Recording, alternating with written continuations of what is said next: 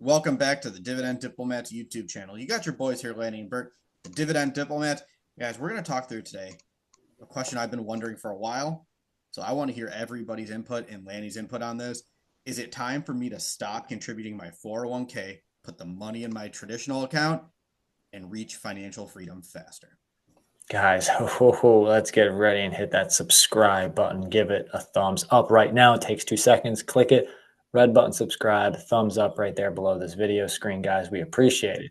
Big question. Should Bert stop maxing his 401k and instead use his earned dollars to go right into the taxable account? Big investing topic in this personal finance space.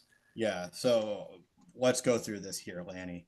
So why am I even considering this? Well, let's first talk about what like the traditional 401k and some of the things that make that difficult. Traditional 401k, you pay it helps you save taxes right now. So it's all tax deferred right now. You pay the taxes when you withdraw the money from your 401k. The problem is, Lanny, that money is locked up for some time.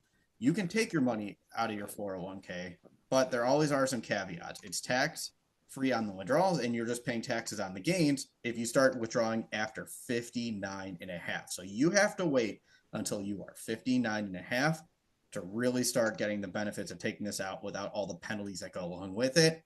Or if there's a qualified hardship or some other caveat, some little asterisk for why you can. Right, Unfortunately, right, right. yeah.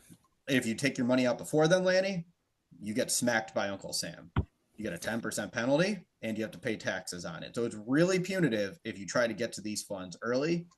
So it's just sitting there in your 401k for a long time. Yeah, obviously there's great benefits to the 401k, especially if you have a match. Now, Bert, do you have a match at your workplace?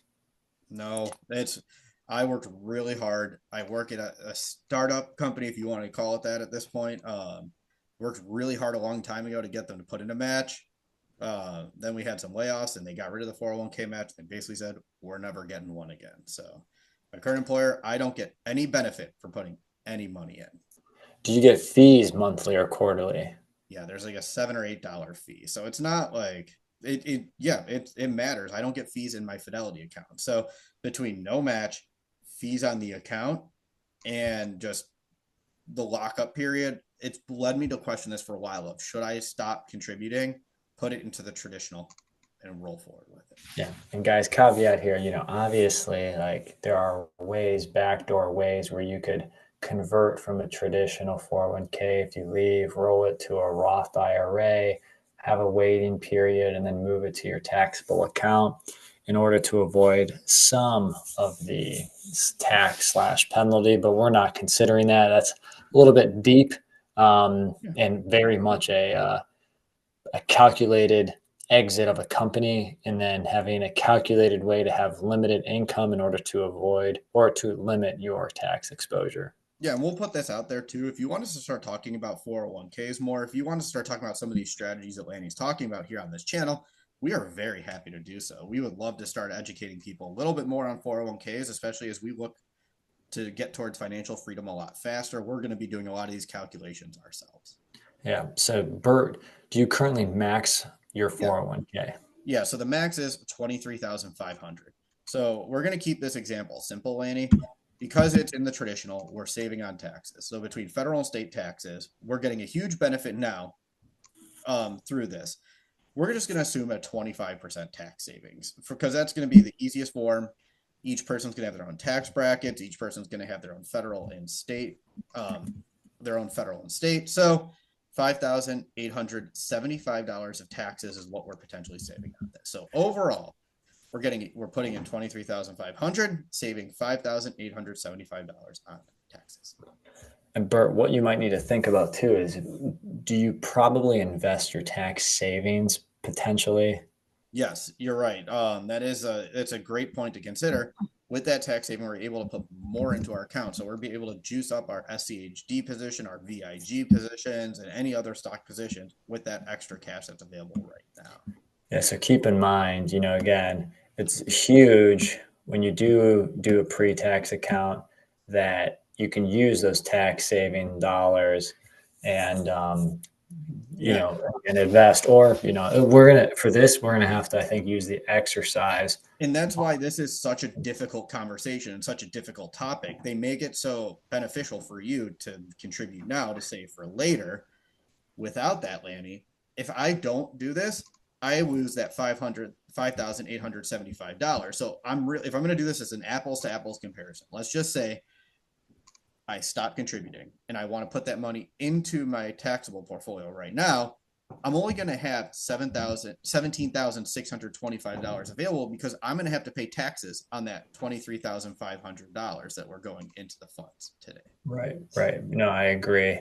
And, that makes complete sense. Again, Bert had 23,500 less Fed and state taxes. He's at then that, 58.75 roughly at 25%.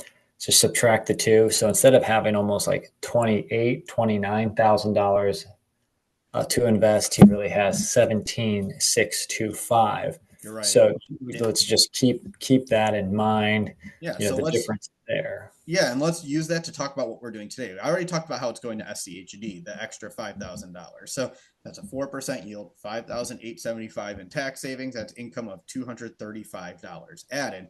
Well, let's talk about what I'm going into in my 401k right now. We have the Fidelity S&P 500 fund, FXAIX. So that has a yield of 1.48%. It's your standard S&P 500 fund. 23,500. That adds $347.80 of income. So between that plus the SCHD I'm putting the money into with the tax savings, Lanny, that's $582 of income that I'm adding just from doing what I am today from these contributions. Yeah.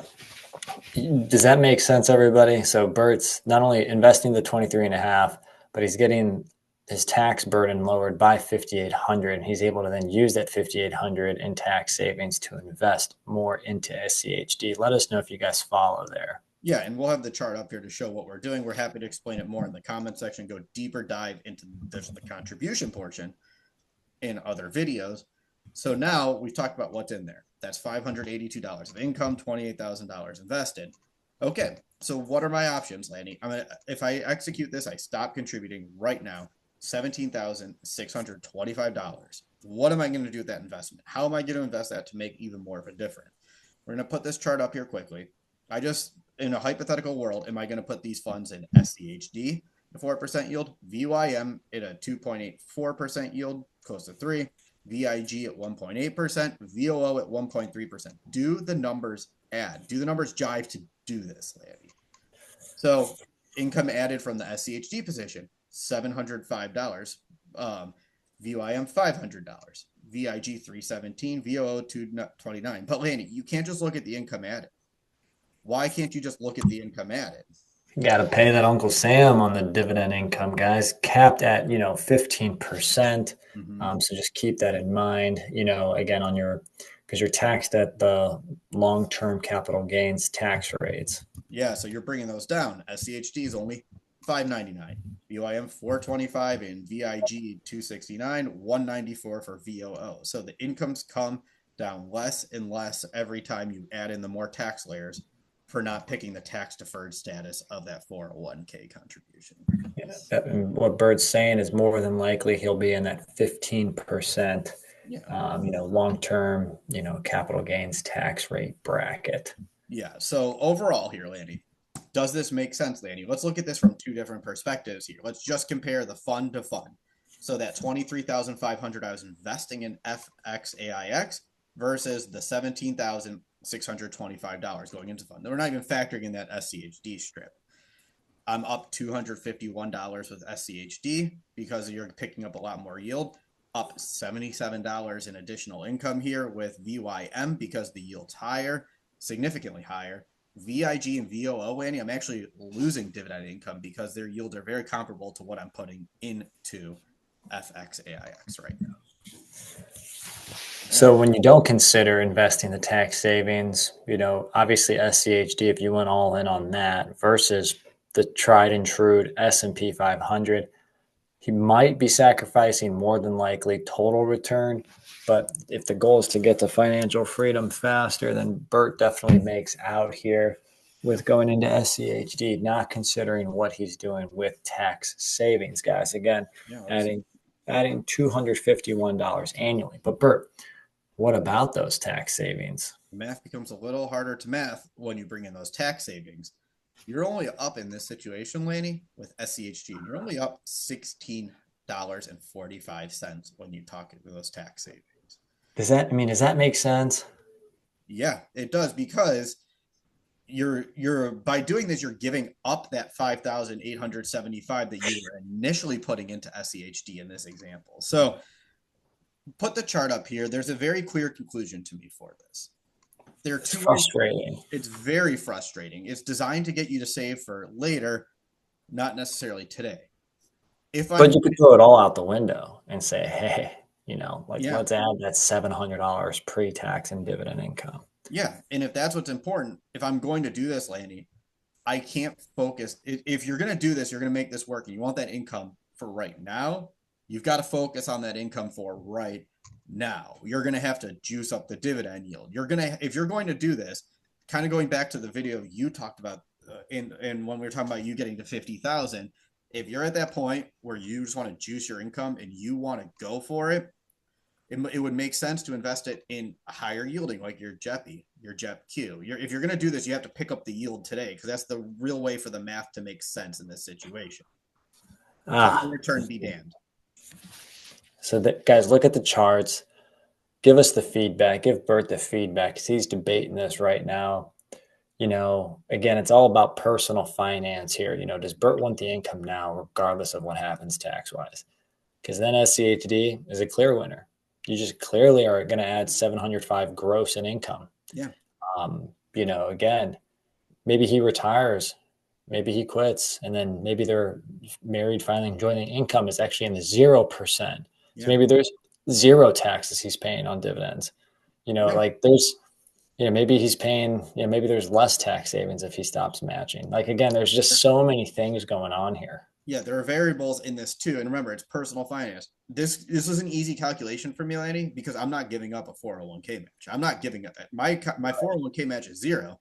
So if you have 2.5%, 3%, if you have a 5% match, whatever your match is, that makes this math even worse in this situation for you, because you're losing that free money that comes along with it. So and this really comes down to systems. They've built a system to keep the stock market propped so that you can't access funds.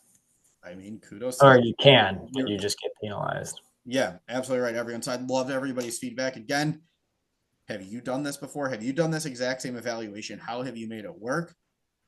Also, if you want us to talk more about this stuff, 401k, the basics behind it, get even more general level without going into the details, let us know too in the comment section below.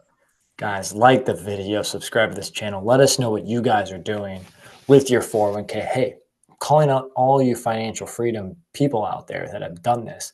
What worked? What did you do? And why did you do it? Let us know, please, in the comments, because it'll help us. It'll help the community, guys. If you haven't already, subscribe to the channel. Give this video a thumbs up. And remember, you're either with us or you're against us, Jack.